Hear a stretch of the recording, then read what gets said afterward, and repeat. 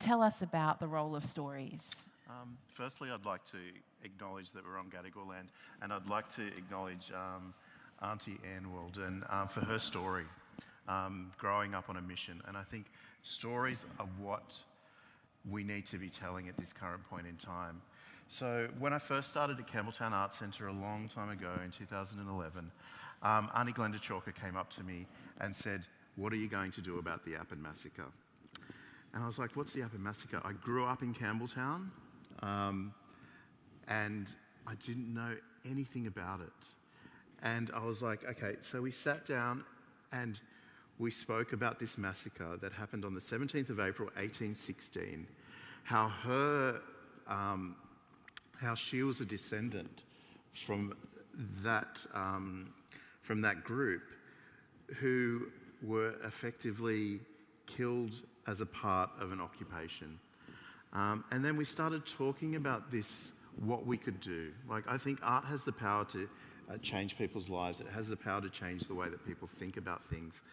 And her response was, "I just want people to know about it. Simply, I just want people to know about it."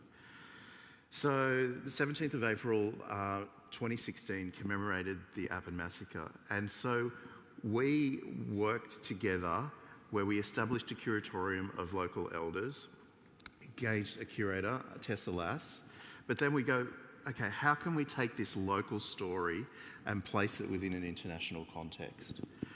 And then we started thinking about parallels between other countries. One of the elders said something that kind of really sticks in my mind. The colonial handbook was replicated across the world. And I went, oh my, and the way that colonies were established and First Nations people were displaced was universal. So we started looking at Canada as a place to talk about this really intense local story, but placing it into an international context.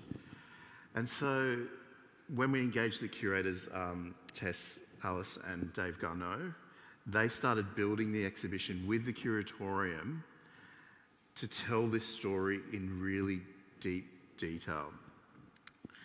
We had the artists live on site for a period of time, and this exhibition took about 5 years to make. The exhibition came about. We raised this local story that nobody knew about to having an international profile. It was one of the first massacres in Australia that was recorded to take place at that time. Now there's been this whole body of research from the University of Newcastle, which outlines hundreds of massacres. But at the time, that was one of the earliest. And so what we were able to do was take this story and place it within the local schools, have people talk about it.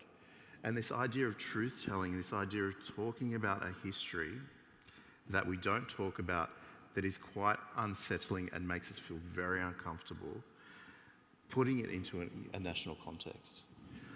So we're able to do that, and that's something I'm quite proud of. You start with a conversation, and then you kind of step outside of that and let the conversation take place. One of the other outcomes, which was quite significant that Auntie Glenda really wanted, was the site to go onto the State Register as an important Aboriginal site, which happened last year. And so it's a fantastic outcome where we're telling these stories of Australian history that nobody knows about, raising its profile, and then giving it significance within these kind of contexts. Look, what I thought I'd do is kind of, if you want to learn more about the exhibition, you can go to the Campbelltown Arts Centre website, but there's a great documentary which talks about that massacre called the Australian Wars. I urge you to check it out. If you know little about the massacres that took place, that's a great kind of way to start, because it tells the stories through the descendants, but then also documents the stories through personal diaries. And so I'd like to kind of close, I guess, my opening remarks with a bit of a quote.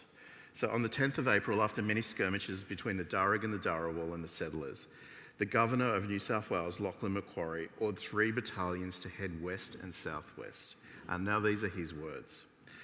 make as many natives as possible to be prisoners, with a view of keeping them as hostages until the real guilty ones have surrendered themselves or have been given up by their tribes to summary justice. In the event of the natives making the smallest show of resistance or refusing to surrender when called upon to do so, the officers commanding the military parties have been authorised to fire on them to compel them to surrender.